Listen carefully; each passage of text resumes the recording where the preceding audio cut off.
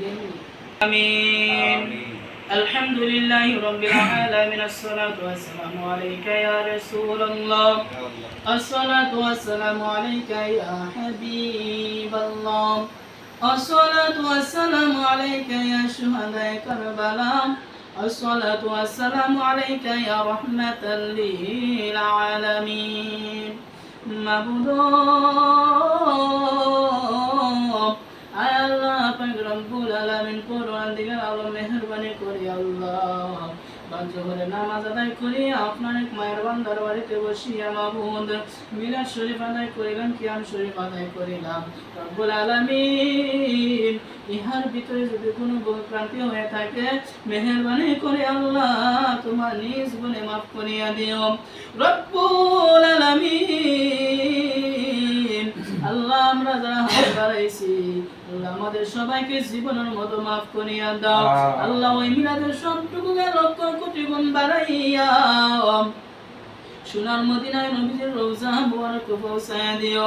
আল্লাহ পাক রব্বুল আলামিন সাহাবায়ে কেরাম তাবিঈন আইম্মা মুস্তাহিদিন সালিহিন সারতুল গাফির রুহের মধ্যে পৌঁছায়া দাও মাবুদ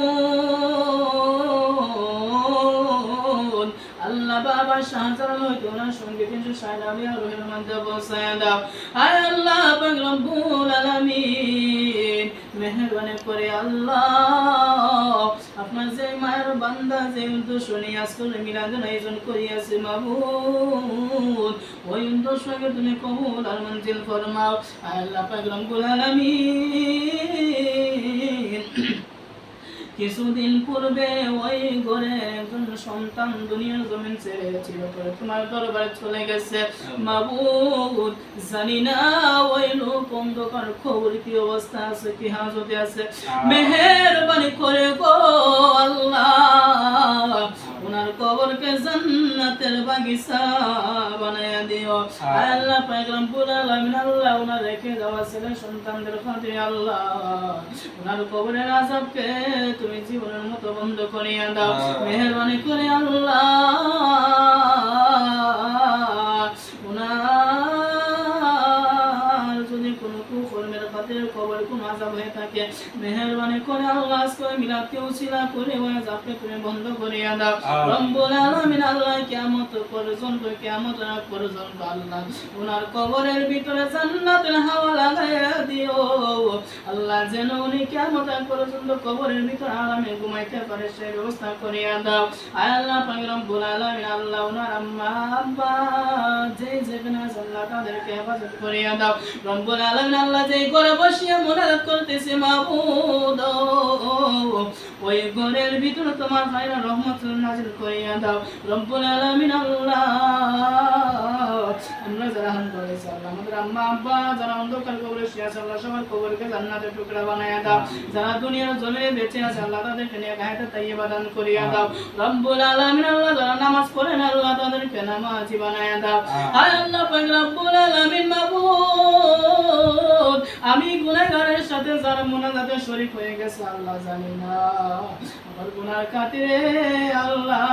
তাদের হাতকে খালি হাতে ফিরিয়ে দিও না মেহেরবানি করে আল্লাহ যারা হাত তোমার দরবারে পছন্দ তার হাতের উসিলা আমি সহ সবার জীবনের সমস্ত গুনাহগুলিকে মাফ করিয়া দাও রব্বুল আলামিন আল্লাহ